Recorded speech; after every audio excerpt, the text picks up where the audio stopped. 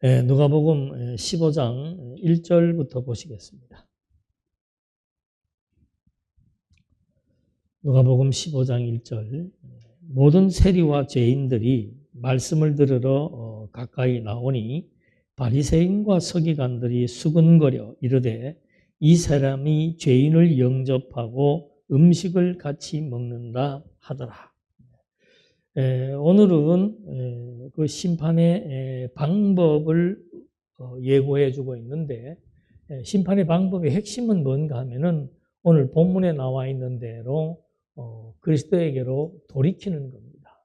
그걸 말씀하시려고 이제 잃어버린 양의 비유나 잃어버린 드라크마의 비유나 또는 잃어버린 아들의 비유를 통해서 정말 다시 찾는다, 돌아온다, 즉 회개의 의미가 바로 하나님 나라의 백성이 되느냐 안 되느냐라고 하는 심판의 기준점이라고 하는 사실을 우리는 정확하게 포착을 할 수가 있습니다. 그래서 여기 지금 읽어드린 제목에도 마찬가지로 죄인의 회개가 왜 기쁜 일인가, 우리 방금 부른 찬송도 오늘 설교가 아주 적절하게 선택을 했는데, 하나님께서 왜 죄인들이 하나님께 돌아오는 것이 하나님에게는 왜 그렇게 기쁜 일이 될까라고 하는 어떤 제목을 가지고 죄인을 찾아오신 이유, 그리고 정말 진정성 있는 회개라고 하는 것은 어떤 것인가, 그리고 마지막으로 죄인의 회개를 기뻐하시는 이유, 이렇게 해서 오늘의 내용들이 전개가 됩니다. 재밌는 것은 15장 1절과 2절 말씀이 비유를 말씀하시는 15장 16장에서 비유를 지금 계속 말씀하고 계시는데, 그렇게 비유를 말씀하게 된 동기가 15장 1절로부터 2절 사이에 나오고 있다는 겁니다. 그래서 벌써 여기에서 지금 하나님께서는 구분을 짓습니다. 바리새인과 서기관, 그리고 모든 세리와 죄인들, 이렇게 딱 두 그룹으로 규정을 짓습니다.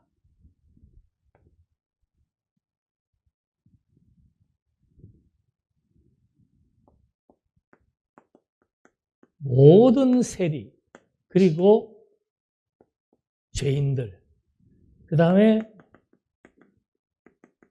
바리새인과 서기관 또는 율법 교사, 이렇게 딱 구분을 짓습니다. 이것은 지금 앞에서부터 계속해서 전개 내려오는 대조적인 구조를 의미하는 겁니다. 여기에 핵심은 뭔가? 이게 이제 회개라고 하는 것이에요. 그러니까 하나님께로 돌아오느냐, 돌아오지 않느냐. 돌아오는 사람은 왜 돌아왔고, 돌아오지 않으려고 하는 사람들은 왜 돌아오지 않으려고 하는가. 그거에 의해서 이제 하나님의 심판이 개진되게 되는데, 제일 먼저 여기에도 나옵니다. 여기 모든 세리와 죄인들이라고 했다. 그래서 모든 세리, 유대에 있는 모든 세리들은 유대 사회에서 그냥 죄인의 대명사로 불립니다. 유대인들이 자기 동족에게, 로마의 앞잡이가 되어서 자기 동족들에게 무거운 책임을 물리게 하는 그런 행위가 유대민족들에게 지탄받을 수 없는 그냥 죄인의 대명사로 불리는, 그래서 모든 세리라고 하는 것은 모든 죄인이라는 말과 똑같습니다. 그 다음에 여기 뭐라고 또 나와 있는가 하면은 죄인들이 그랬습니다. 여기에서 말하는 죄인들은 그 시대의 창기를 가리키는 대명사입니다. 죄인들 그러면 창기, 모든 세리 그러면 또 역시 이 죄인.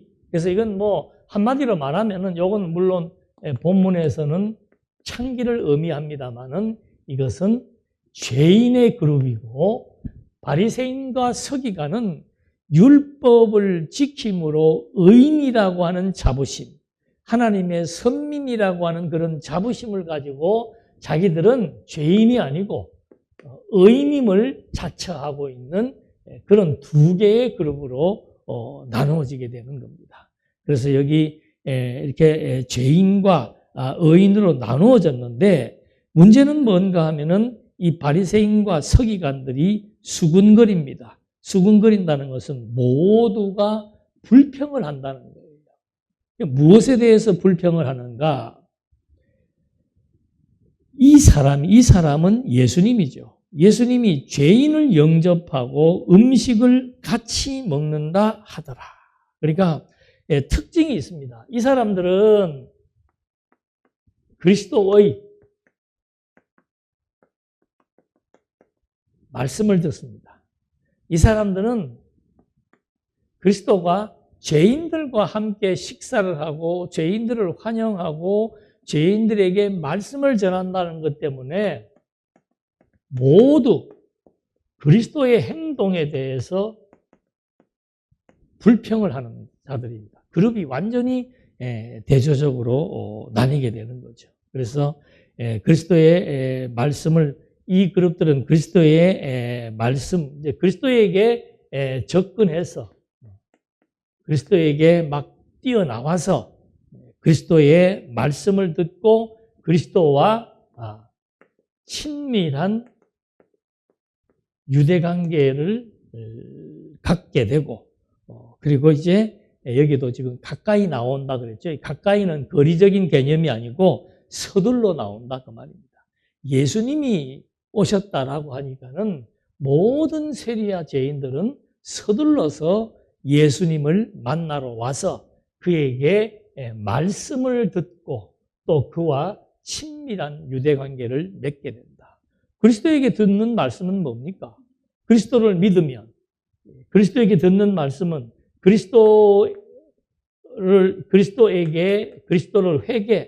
그리스도를 영접하고 회개하게 된다면 이제는 하나님의 자녀가 되어서 하나님의 자녀가 되어서 하나님의 나라를 유업으로 받게 된다. 이게 그리스도가 전하는 복음의 핵심 내용이라고 그랬습니다. 나를 믿으면은 죄인이니까 나를 믿으면은 죄사함을 받게 되고 죄사함을 받음으로 말미암아 의인의 신분으로 탈바꿈되고 그 의인은 바로 하나님의 자녀이며 하나님의 자녀이기 때문에 마지막으로 하나님의 나라를 유업으로 받는 그런 특혜와 특권이 주어진다. 이게 이제 성경 예수님이 말하고 있는 죄인에 대한 성격이란 말입니다. 그러니까 죄인이라고 하는 것은 일반적으로 죄지었다, 범죄자다 이런 차원을 지금 얘기하는 게 아닙니다. 성경에서 말하는 죄인이라고 하는 것, 그다음 본문에서 말하고 있는 의인이라고 하는 그들에 대한 차이점이 이렇게 분명하게 나타난다라고 하는 것. 그래서 예수님은 이 그룹들을 뭐라고 단정해 버리는가 하면은 위선자라고 얘기를 하는 겁니다. 의인도 아니면서 율법을 가지고 제대로 다 지키지도 못하는 의인도 못 되면서 자기들 스스로가 의인 행세를 하고 있는 자, 위선자들. 그리고 그들은 바로 그리스도의 행위에 대해서 모두가 불평과 불만을 던지고 있는 그런 자들. 이게 이제 완전히 딱 분류가 돼버리고 구분이 됩니다. 그래서 이 바리새인이라고 하는 말뜻 자체가 뭔가 하면은 분리주의자입니다. 자꾸 의인과 죄인을 자기들이 분리하기 시작을 하고 남성과 여성을 분리하기 시작하고 지도층과 피지도층을 분리하기 시작하는 자기들만 옳다라고 하는 그런 이제 분리주의자고 어떤 대상들에 대해서 특별히 사회에서 지탄받는 그런 그 대상에 대해서는 굉장히 배타적이지요.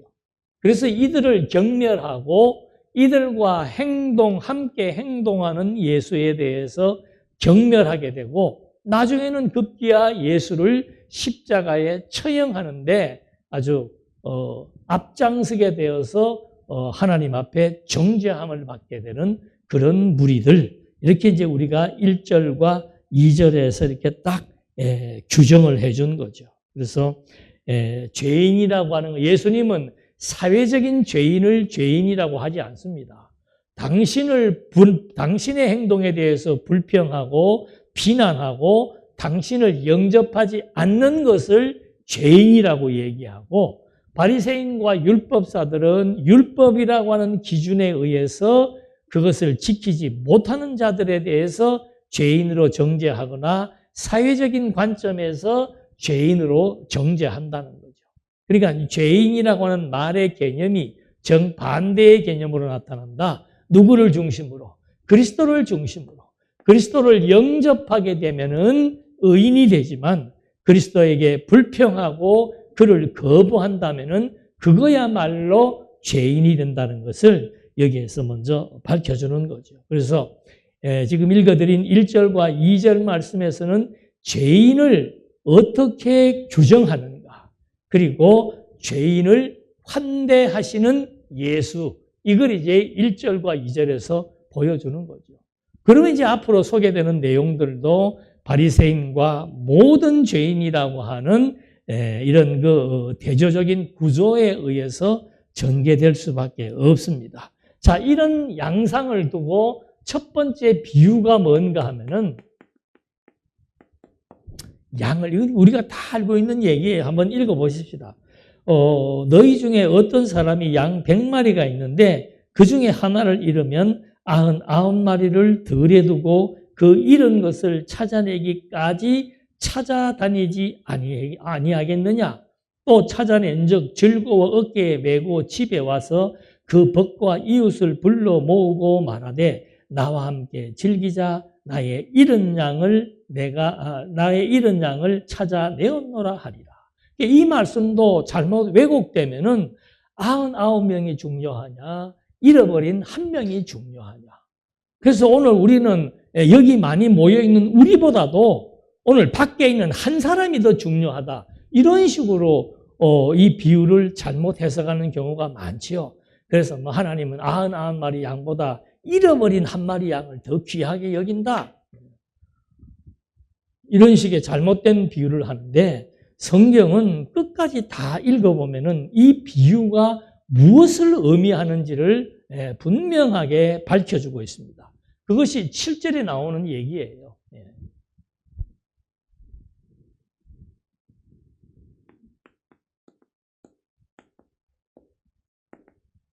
잃어버린 양을 도로 찾는 비유지요. 자, 그런데 여기 뭐라고 얘기했는가 하면은, 1마리 잃어버린 양을 찾는 것에 대해서 7절에 내가 너희에게 이르노니, 그러니까 이 말은 앞에서 말했던 잃어버린 양에 대한 그 신학적 의미를 예수님이 밝혀주는 겁니다. 이와 같이 죄인 한 사람이 회개하면 하늘에서는 회개할 것이 없는 의인 99으로 말미암아 기뻐하는 것보다 더하리라. 여기 뭐라고 명시가 됩니까? 99명은 뭐예요? 자칭의인이에요. 자칭의인. 자칭의인은 누굽니까? 바리새인과 서기관들을 의미하는 거예요. 그러니까 불신자들, 예수를 불신하는 세력이 수억만 명이 된다 하더라도 예수를 그리스도로 믿고 그에게 자기의 생명을 맡기는, 자기의 죄를 고백하며 생명을 맡기면서 잃어버렸다가 다시 찾게 되는 죄인 하나가 훨씬 더 가치롭다는 거죠. 그러니까 여기에서 핵심은 뭔가? 의인을 의미하는 99마리의 양보다 죄인을 의미하는 잃어버린 1마리의 양이 훨씬 더 가치롭다라고 하는 거죠. 이 말은 반대로 말미암으면 벌써 99에 해당되는 바리새인과 서기관에 대한 책망이고, 또 반대로는 모든 세리와 모든 죄인에 대한 뭐예요? 값어치, 가치를 말해주고 있는 겁니다. 세상 사람들은 세리와 죄인에 대해서, 창기에 대해서 죄인이라고 정죄하고 비난했지만 예수님은 이들을 도리어 환대하고 이들에게 하나님 나라의 비밀, 복음의 말씀을 전달하셨다는 거죠. 왜 그랬는가? 그 비유가 여기 나와 있는 거예요.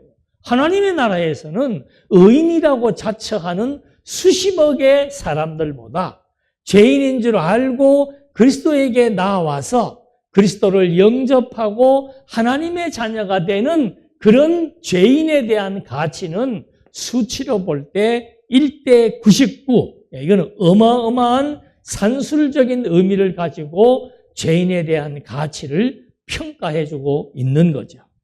자, 이렇게 이제 예수님께서 잃어버린 양의 비유를 설명하는 이유가 바로 뭔가, 그 동기가 뭔가, 지금 앞에서 밝혀주신 1절과 2절에서 말씀하신 모든 죄인과 바리새인들을 대비시켜서 진정한 죄인과 진정한 의인에 대한 평가 기준을 설정해 놓으시고, 지금 비유를 통해서 의인으로 자처하는 자들과 죄인인데 그리스도를 영접한 자들의 차이는 하늘과 땅의 차이다. 자, 또 한 가지 비유를 듭니다. 어떤 여자가 10드라크마가 있는데 하나를 잃으면 등불을 켜고 집을 쓸며 찾아내기까지 부지런히 찾지 아니하겠는가? 여기에 드라크마는 이 신랑이 신부에게 주는 지참금입니다. 결혼 지참금이에요. 그래서 한 드라크마는 하루의 임금을 의미하는데 10드라크마를 줘서 그거를 꿰어가지고 머리에 쓰는 사랑의 증표, 신랑이 신부에게 보여준 사랑의 증표의 표시를 하는 거예요. 근데 그 중에 하나가 빠져서 잊어버렸다 이 말이죠. 그래서 그 하나를 이제 등불을 켜서 찾아내기까지 부지런하게 찾지 않겠는가? 당연한 거죠. 왜? 그 드라크마가 가치롭기 때문에, 하나가 빠지면 안 되기 때문에. 자, 또 찾아낸 즉 벗과 이웃을 불러 모으고 말하되 나와 함께 즐기자. 이런 드라크마를 찾아내었노라 하리라. 그러니까 하나, 그 사랑의 증표를 잊어버린다는 것은 말이 안 되잖아요. 그래서 그거를 이제 다시 찾았기 때문에 친구들이 이웃을 불러서 함께 즐기자라고 그런 그 파티를 열었다는 거죠. 그 이런 드라크마의 비유는 뭔가? 내가 너희에게 이르노니 이와 같이 죄인 한 사람이 회개하면 하나님의 사자들 앞에 기쁨이 되니라. 똑같은 맥락이에요. 두 번째, 드라크마. 이거는 결혼의 예물로서 신랑이 신부에게 주는 건데 10개 중에서 하나를 잃어버렸다 그 말이죠. 9개는 있는데 하나를 잃어버렸다. 똑같은 거예요. 99대 1, 9대 1 같은 비율이라 이 말이죠. 그런데 지금 이 하나를 찾게 되니까 뭐라고 지금 예수님이 말하느냐? 똑같습니다. 죄인 한 명의 회개가, 잃어버린 양 한 마리를 도로 찾는 것이, 죄인 한 명의 회개가 하나님의 사자들 앞에서 기쁨이 된다. 여기는 그 기쁨의 농도를, 가치의 농도를 기쁨의 농도로 비교하는 거예요. 하늘 전체가 뭐 한다는 겁니까? 기뻐한다는 거죠. 누가? 무엇을? 왜? 하나님께서 죄인 하나가 돌아오는 그 회개하는 그것이 하늘 전체가 기뻐할 일이라고 여기에서 얘기해 주고 있는 겁니다. 그러니까 이 잃어버린 양의 비유라고 하는 것은 결국 가치지요. 죄인이 하나님 앞에 돌아왔을 때에 대한 그 가치는 하늘 전체의 기쁨이 된다라고 지금 두 번째 비유에서 정확하게 말씀을 해준 겁니다. 그러면서 세 번째 비유는 뭔가? 이건 우리도 너무나 잘 알고 있는 잃어버린 탕자의 비유예요. 자, 또 이러시되 어떤 사람에게 두 아들이 있는데 그 둘째가 아버지에게 말하되 아버지여 재산 중에서 내게 돌아올 분깃을 내게 주소서 하느니라. 아버지가 그 살림을 각각 나누어 주었더니 양도권이에요. 큰아들은 3분의 2, 작은아들은 3분의 1로 이제 당시에 규례가 있습니다. 그래서 작은아들에게 그 아버지 재산의 3분의 1을 준 거예요.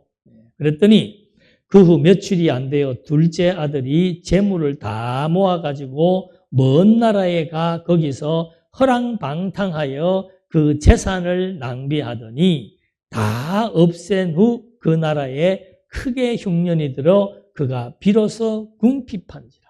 그러니까 여기도 지금 둘째 아들이 있고 첫째 아들이 있어요. 딱 대비시켜서 말하는 겁니다. 둘째 아들은 여기서 보면은 뭐 그대로 나타나죠. 아버지의 유산 상속 받아가지고 이제 어떻게 한 겁니까? 그냥 방탕이 아니고 허랑방탕한 그런 삶을 이제 둘째 아들이 살게 되는 겁니다. 그래서 결국은 이제 그 허랑방탕한 일로 말미암아 그 나라에 흉년이 들었습니다. 그러니까 하나님께서 그 훈련시키는 과정이에요. 자, 유산 상속 받아가지고 허랑방탕하게 생활하다가 거기에 흉년까지 드니까 이제 이거는 굉장히 경제적인 어려움을 겪게 되는 거죠. 돈 다 잃어버린 거예요. 돈 가지고 나가서 그냥 뭐 기생집에서 놀고 뭐 완전히 육체의 쾌락에 빠져 있다가 이제 결국은 자연적인 환경까지 닥치는 겁니다. 허랑방탕해서 이제 완전히 경제적으로 어려운 가운데 있었는데 그때 이제 결국 흉년이 불었다. 그래서 16절 그가 돼지 먹는 쥐염 열매로 배를 채우고자 하되 주는 자가 없도다. 그러니까 이 쥐염 열매는 극빈자들이 먹는 양식이라고 해요. 근데 그 극빈자들이 먹는 양식조차도 어떻게 해? 주는 사람이 없는 거예요. 남의 집 하인으로 들어갔는데도 거기서도 지금 흉년이 들으니까 뭐 하인에게까지 돌아갈 양식이 없었다는 거죠. 그러니까 이거는 뭐 결국은 죽음에 직면한 자리에까지 들어가게 되는 겁니다. 누가? 둘째 아들이 유산 받아가지고 허랑방탕하게 살다가 결국은 죽음에 직면하는 자리, 이 자리가 바로 이제 탕자에게는 회개의 자리가 되는 거죠. 그러니까 여기서 중요한 것은 뭔가 하면은 잃어버린 양을 찾는다. 잃어버린 돈을 찾았다. 잃어버린 아들을 다시 찾는다. 이게 이제 비유의 핵심이죠. 여기에 들어가니까 이제 아들이 하나하나 생각이 나는 거예요. 뭐라고 하는지 보십시다. 17절. 이에 스스로 돌이켜. 이건 자기 반성입니다. 당연히 죽음의 자리에 들어가서 자기 반성을 하게 되죠. 이르되 내 아버지에게는 양식이 풍족한 품꾼이 얼마나 많은가. 나는 여기서 줄여 죽는구나. 죽음의 자리라 그랬습니다. 그러다 보니까 내가 일어나 아버지께 가서 이르기를 아버지 내가 하늘과 아버지께 죄를 지어 싸우니. 그러니까 이 당시에는 뭐 유대인들은 당연히 무슨 부모에게 저지른 범죄는 그 역시 하나님 앞에 저지른 범죄와 동일시되는 거죠. 그래서 내가 하나님과 아버지 앞에 죄를 지었습니다. 자, 죽음의 회개라고 하는 것은 뭔가 하면은 고백이에요. 죄에 대한 고백, 자기 발견으로부터 시작하는 겁니다. 나는 죄인입니다.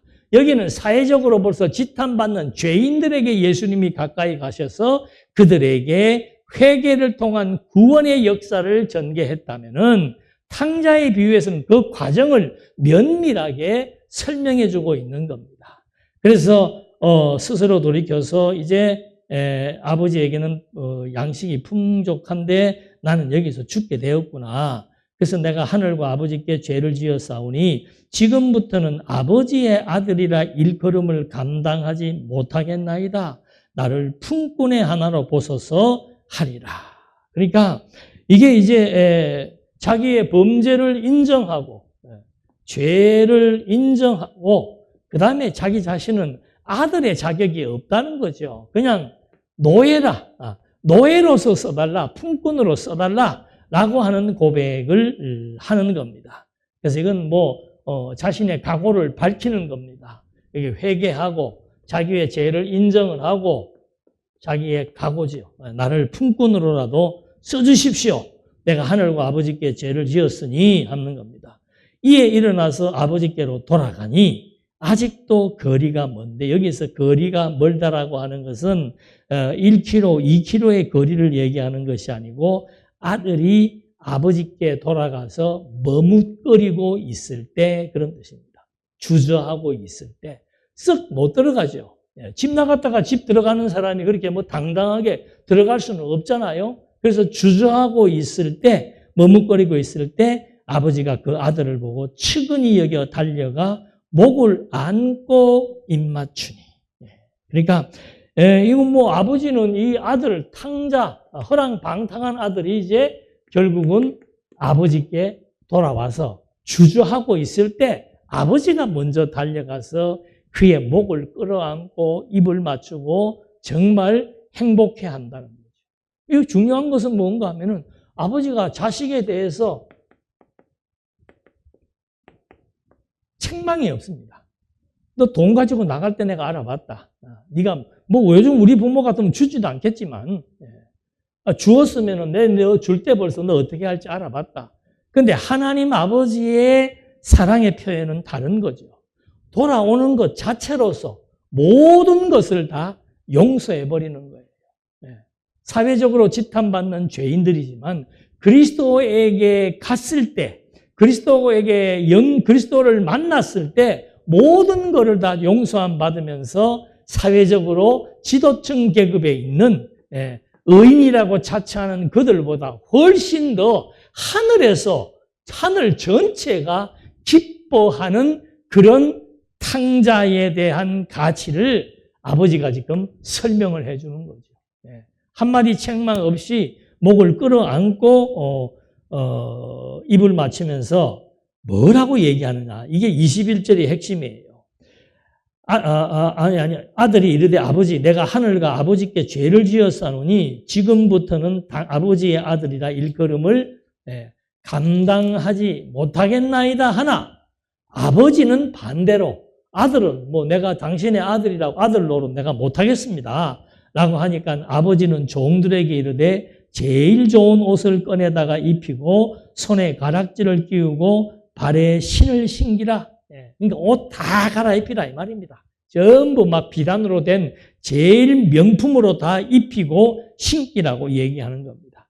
그러면서 살찐 송아지를 끌어다가 잡으라. 우리가 먹고 즐기자. 그러니까 돌아온 탕자에 대한 아버지의 환대는 이건 뭐 완전히 잔치를 배설하는 명품으로 다 갈아입히고 잔치를 배설하는 아주 최고의 환대의 모습을 여기에서 보여주고 있는 거죠. 이렇게 해서 이제 탕자에 대한 아버지의 환대를 여기에서 말하는데 그 중요한 것이 뭔가 하면은 24절의 말씀이에요. 아버지는 왜 아들을 그렇게 환대했는가? 탕자가 돌아왔을 때 왜 아들을 환대했는가? 그 아들에 대한 평가를 아버지는 뭐 품꾼이니 뭐 이런 거 필요 없습니다. 이 아들은 어떻게? 죽었다가 살아난 자고, 잃었다가 다시 찾았다 이 말입니다. 그러니까 여기 앞에 나와 있는 잃어버린 양이나 잃어버린 드라크마가 여기에 지금 다 포함되어 있는 거예요. 여기 앞에 있는 비유에서는 막 죽었다가 살았다 이런 표현은 안 썼어요. 그런데 여기에서는 이제 죽었다가 살아났다라고 하는 그런 아버지의 환대에 대한 숨겨진 의미가 바로 뭔가? 바로 죽은 아들이 살아왔다. 나는 아들 하나 잃어버린 줄 알았는데 그 아들이 지금 다시 살아 돌아왔다라고 하면서 아들에 대한 돌아온 아들에 대한 기쁨, 아까 드라크마 하나 잃어버리고 찾았을 때 하늘 전체가 기뻐하는 것처럼 그 탕자가 돌아왔을 때 아버지의 기쁨이라고 하는 것은 말로 형용할 수 없는 잃어버린 아들을 찾았다면 그거 어떻게 했습니까? 죽은 줄 알았는데 다시 살아왔다면 어떻게 했어요? 이게 뭐 말로 형용할 가치입니까? 최고의 절대 가치, 비록 탕자지만 다시 돌아왔을 때 그의 아버지는 아들에 대한 평가를 절대적인 가치로 여기에서 표현하는 겁니다. 25절에 맏아들은 밭에 있다가 돌아와 집에 가까이 왔을 때 풍악과 춤추는 소리를 듣고 한 종을 불러 이 무슨 일인가 하고 물은데 대답하되 당신의 동생이 돌아왔음에 당신의 아버지가 건강한 그를 다시 맞아들이게 됨으로 인하여 살찐 송아지를 잡았나이다. 아들이 잔치 소리가 나고 동네 잔치가 하고 시끄러우니까 뭔 소리냐고 물으니까는 동생이 돌아왔는데 아버지가 지금 막 잔치를 배설하고 굉장히 들떠 계십니다. 하니까 28절에 그가 노하여 들어가고자 하지 아니하거늘 아버지가 나와서 권한대. 똑같아요. 여기 지금 죄인들을 환대하는 예수에 대해서 모든 유대인들이 불평하고 있는 것처럼 잃어버린 아들이 돌아왔을 때 아버지가 환대하고 있는데 그 첫째 아들은 그 환대하는 그 장소에 가려고 하지 않는다는 거죠. 자, 왜 그러는가 보십시다. 그가 분노해가지고 노해가지고 들어가지 않으려 한 겁니다. 그러니까 아버지가 권하니까 그 큰아들이 하는 말이 29절 아버지께 대답하여 이르되 내가 여러 해 아버지를 섬겨 명을 어김이 없거늘 내게는 염소 새끼라도 주어 나와 내 벗으로 즐기게 하신 일이 없더니 아버지의 살림을 장녀들과 함께 삼켜버린 이 아들이 돌아오매 이를 위하여 살찐 송아지를 잡으셨나이다. 자, 여러분 이게 일반적으로 보면 이게 누구 말이 맞습니까? 그런데 성경은 지금 어떻게 해석을 하려고 하는 겁니까? 그걸 잘 봐야 되죠. 앞에 다 답이 있어요. 일반적으로 보면 누가 의인이에요? 바리새인과 서기관들, 이 사람들은 창기짓을 한 적도 없고 세리짓을 한 적이 없단 말입니다. 그러니까 보편적 관점에서 보면은 이 사람들이 의인처럼 보였다는 거죠. 그런데 예수님은 아니라는 거예요. 이들은 위선자라는 거예요. 율법도 지키지 못하면서 다른 사람은 율법을 지키라고 권하고 자기네들이 율법도 지키지 못하는 자기네들이 하나님 앞에서는 의인 행세를 하고 하나님의 선민이라고 자처하고 있지만 예수님이 보는 관점은 누가 봐도 죄인들입니다. 누가 봐도 그 시대에 창기와 세리는 누가 봐도 죄인이에요. 근데 그들이 말씀을 드리려고 나왔고 그리스도를 영접했고 그래서 그리스도는 그들과 친밀한 관계를 맺고 그들과 함께 식사를 하며 그들과 함께 다니는 것인데 그거에 대해서 바리새인과 유대인들 모두가 불평했던 것처럼 둘째 아들 비록 뭐지만 탕자이지만 아버지 집에 돌아왔다는 거예요. 탕자가 다시 아버지 집으로 돌아왔단 말입니다. 아버지는 그걸 지금 중요한 포인트로 보는 거예요. 뭐 돈을 뭐 다 낭비했다. 나는 낭비 안 했다. 그 얘기를 하는 게 아니에요. 아버지는 탕자가 돌아왔다는데 가치를 주는데 이 첫 아들은 그거에 대해서 비난을 하면서 뭐라고 그러는가? 자기는 어떻다는 거예요. 나는 아버지를 섬겨 명을 어김이 없었다. 나는 아버지께 순종했다. 자, 그런데 그 다음에 재밌는 말이 있습니다. 나는 아버지께 순종했는데 아버지는 내게 뭐라고 얘기한 거예요? 내 재산이 아버지 재산의 3분의 2가 내 건데 아버지는 나한테 염소 새끼라도 준 적이 있습니까? 그러면 이 순종은 어떤 순종이에요? 위선적인 순종이죠. 네. 아버지 앞에 했던 그 순종은 큰아들의 순종은 생각이 어디에 있는 겁니까? 아버지가 나한테 주기로 한 3분의 2에 해당되는 유산을 상속받기 위한 조건적인 순종이었고 아버지를 기만하는 순종이었다 이 말입니다. 지금 하나님이 보는 관점은 그거예요. 세상 사람들이 보는 관점은 그래도 큰아들은 뭐 아버지 잘 섬기며 살았지 않느냐. 근데 하나님은 겉을 보는 게 아니고 속을 보는 거죠. 그래서 여기에 위선자, 바리새인, 서기관에 해당되는 게 누군가? 바로 큰아들. 순종을 했지만 재산 상속에 관심이 있어서 순종을 했다는 겁니다. 그러니까 31절에 아버지가 알아요. 아버지가 이르되 예, 너는 항상 나와 함께 있으니 내 것이 다 네 것이다 이 말입니다. 아버지가 아들 마음 알아요.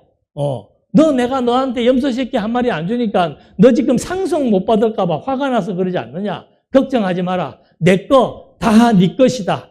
3분의 1은 네 것이다. 라고 지금 얘기를 하는 겁니다. 그러면서 32절의 말씀은 뭔가?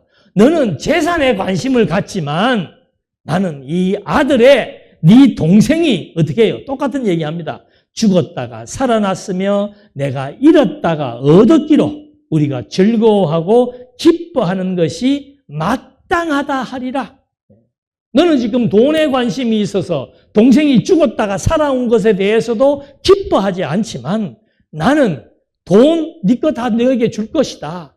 그러나 내가 중요하게 여기는 가치는 뭔가? 내 둘째 아들 탕자가 죽었다가 살아 돌아왔고 잃었다가 다시 찾게 된 그런 엄청난 가치 있는 존재라고 하는 것을 여기서 밝혀주고 있는 거라 이 말입니다. 그러니까 이 탕자의 비유에서도 그 핵심은 바로 뭐라고 그랬습니까? 그러니까 이거 사회적인 관점하고는 완전히 달라요. 죄인과 의인의 기준이 다르지요. 지금 마찬가지입니다. 아니, 돈 가지고 나가서 허랑방탕한 놈 들어왔을 때 송아지 잡아주고 잔치하는 거, 큰아들은 죽도록 아버지 옆에 있으면서 봉사하고 순종했는데 염소 새끼 한 마리 준 적 없다? 당연히 불평불만 가지죠. 하나님의 보는 관점. 여기는 지금 사회적 윤리, 기준, 도덕에 의해서 보는 게 아니라고 그러잖아요. 예수님이 비유를 말씀하시는 동기가 바로 뭐였는가? 죄인과 의인의 기준. 바로 모든 죄인과 의인을 자처하는 바리새인과 서기관을 대비시켜 놓고 대조적으로 지금 말씀하시는 것이 누가 진정한 의인인가, 누가 죄인인가를 평가하는 거죠. 첫째 아들은 죄인이라고 얘기하는 거고, 아버지는 첫째 아들이 나쁜 놈이라고 얘기하고, 둘째 아들이 비록 범죄자였지만, 죄인이었지만, 그가 다시 아버지의 품속으로 돌아와서 살아온 아들이라고 하는 그런 평가를 내림으로써 정말 잃어버렸던 양 한 마리에 대한 가치, 잃어버렸던 한 드라크마에 대한 가치, 이것은 잃어버렸던 죽었다고 생각했던 아들이 돌아온 것과 같은 기쁨의 농도다라고 말해주는 거죠. 그러니까 처음에는 한 마리에 대한 가치를 설명했고 그 다음에는 그 한 마리가 하늘 전체에서 기뻐하는 그런 가치가 있는 것이고 세 번째는 죽었던 생명이 살아왔던 가치와 비교하는 것. 군대 나가서 전사한 줄 알고 전사 편지까지 받았는데 그 아들이 3년 뒤에 집으로 돌아왔다면 이거는 기절할 일 아닙니까? 부모에게 그것보다 소중한 가치가 어디 있습니까? 하나님께 가장 소중한 가치는 뭔가? 죄인이지만 탄자이지만 그리스도를 통해서 하나님을 영접하는 그들이 하나님에게는 하늘에서는 가장 기쁜 일이고 가장 가치로운 일이다. 그래서 구약의 역사도 전부 이런 역사예요. 이게 신약으로 와서 절정에 달하는 건데 노아 시대 때 홍수가 나서 온 인류가 파멸해 버리지요. 거기에서 노아의 가족들을 하나님께서 구원시킵니다. 홍수로부터 살아남은 자, 노아의 가족이죠. 그 다음에 이스라엘 백성들이 애굽에 노예에서 400년 만에 해방된 겁니다. 그래서 이 나라를 제사장 나라로 거룩한 백성으로 하나님께서 규정해 주시는 거예요. 그러니까 구약의 큰 역사도 보면은 전멸하는 가운데서 노아를 다시 소생케 하신 하나님의 역사. 그러니까 하나님에게는 이게 제일 노아의 8식구가 가장 가치로운 거죠. 온 인류 불신하는 하나님의 말씀을 불신하는 온 인류는 전부 다 죽고 하나님의 말씀을 순종했던 노아의 가족 8명밖에 안 돼요.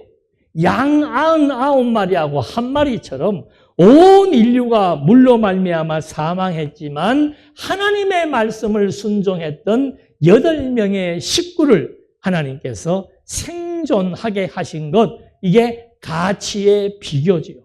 400년이라고 하는 장구한 기간 동안 애굽의 노예 생활을 받으며 학대받았던 하나님의 백성들을 이제는 노예가 아니고 하나님의 백성으로 제사장 나라로 규정해 주시면서 이들을 중심으로 역사를 진행해 나가시겠다라고 하는 하나님의 의지 표명, 또 이스라엘 역사에서 이스라엘 민족이 바벨론에게 70년 동안 포로 생활을 합니다.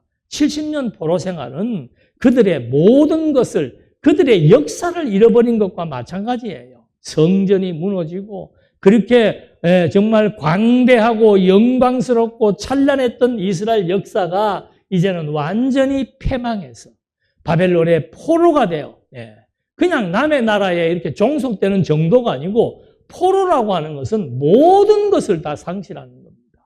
재산도 잊어버리고 인권도 잊어버리고 뭐 권위도 잊어버리고 민족성도 상실해버리는 모든 것을 잃어버리는 그런 가운데서 하나님께서 70년 만에 회복시켰다 이 말이죠. 똑같은 이치예요. 하나님께서 잃어버린 양 한 마리, 반대로 스스로 의인임을 자처하는 99, 그리스도를 죽어도 영접하지 않으려는 이 세대, 비록 모든 사람이 죄인으로 규정했지만 그리스도를 영접한 무리들, 완전히 극대화시키는 겁니다. 비록 탕자였지만 완전히 죽음에 직면해 있다가, 죽음에 직면했잖아요, 탕자가. 죽음에 직면해 있다가 아버지께 돌아와서 이제는 다시 살아난, 잃어버렸다가 다시 찾은 생명 소생의 역사, 이것이 하나님께서는 가장 기쁘게 여기시는 사건이란 말입니다. 왜 하나님은 죄인 하나가 하나님 앞으로 돌아왔을 때 하늘 전체가 기뻐하느냐 이 말입니다. 이게 하나님의 영광이 드러나는 겁니다. 창세전부터 당신의 아들들을 삼으시기로 작정을 했지요. 그런데 그 사람 하나 아담으로 말미암아 온 인류가 죄 가운데서 사망하게 된 거라 이 말입니다. 그런데 하나님의 아들이 직접 이 땅 위에 오셔서 죄로 말미암아 사망에 이른 인류 가운데서 그리스도를 영접하기로 작정된 자들에게 그리스도에게 돌아올 수 있는 역사, 회개의 역사를 통해서 하나님의 아들로 모든 세리와 창기들이 하나님의 자녀요, 하나님의 백성이요, 하나님 나라를 유업으로 받을 수 있는 그런 엄청난 특권이 부여된 이 사건은 하나님의 언약대로 이루어진 하나님의 사랑의 증표요, 영광의 선포였기 때문에 하늘 전체가 기뻐할 수밖에 없는 일이라고 합니다. 여러분, 나 하나쯤이야 뭐 그렇게 대단한 존재인가? 세상 살면서 사람들에게 별로 인정도 받지 못하고 성공해보지도 못하고 그저 있으나 마나한 존재인데라고 자기를 비하할 수 있습니다만은 하나님 앞에서의 나라고 하는 존재는 세상 사람들의 평가 기준하고는 완전히 다른 거예요. 사람 취급을 받지 못했던 세리와 창기들, 그들이 그리스도를 영접했을 때 하늘이 기뻐하지 않았습니까? 오늘 우리가 가진 것이 없고 뭐 그렇게 대단한 명예도 없고 평범하다 못해 존재감마저 없는 그런 사람이라 할지라도 그가 그리스도를 영접한 자라면은 하늘 전체가 정말 찬송하고 기뻐할 수밖에 없다. 엊그저께도 장례를 집도하고 왔는데 그때 제가 드린 말씀이 뭐였는가? 세상에서의 졸업식은 죽음입니다. 하나님 나라의 입학식은 뭔가?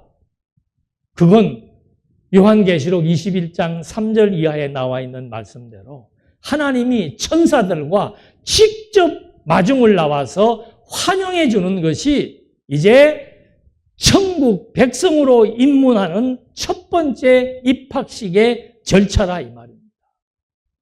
그러니까 똑같은 거예요. 하나님의 백성이 되었다는 거 지금은 잘 느끼지 못할 수가 있습니다. 그러나 언제 확실하게 아는가? 육신의 옷을 벗고 하나님 앞에 가니까 아버지가 아들의 주저함을 먼저 보고 뛰어나온 것처럼 하나님이 천군 천사와 함께 우리를 영접하러 나오셔서 우리를 위로하는 것으로부터 하나님 나라 백성으로서의 출발이 된다는 것이 계시록의 말씀이에요. 그래서 이 땅에 살던 모든 아픔, 고통, 정말 비련함, 애통함, 그런 모든 것들을 하나님이 다 눈에서 눈물을 씻기시며 이제는 너희들에게 그런 비통함, 처절함, 애통함, 갈등, 번민, 좌절, 실망, 절규 이런 거 다 이제는 벗어 던지고 나와 함께 하나님과 더불어서 천군 천사와 함께 잃어버린 아들을 찾은 것과 같이 잔치를 배설했던 아버지와 같이 하나님 나라에서의 엄청난 잔치가 준비되어 있다는 사실. 이게 보잘것없는 인생 나 하나지만 내가 하나님의 백성이 되었다는 이것은 하나님께서 온 인류가 불신하는 그런 세대들보다 한 사람이 그리스도를 영접했던 그 사건을 더 절대적인 가치로 여긴다라고 하는 것. 그래서 우리는 하나님 앞에 섰을 때 진정한 자존감이 생기는 겁니다. 하나님의 인정은 나로 하여금 무엇을 위해서 살아야 되는지에 대한 이유를 분명하게 밝혀주고 있는 거죠. 기도하시겠습니다. 살아계신 하나님 아버지, 하나님의 살아계심은 우리의 호흡이 문제가 아니고 정말 우리 생에 하나님을 의지하고 하나님을 경외하며 살아갈 수 있는 아름다운 삶의 족적이 진정 하나님 백성으로서의 존재 가치인 줄로 압니다. 세상 사람들의 평가나 비난은 의미가 없습니다.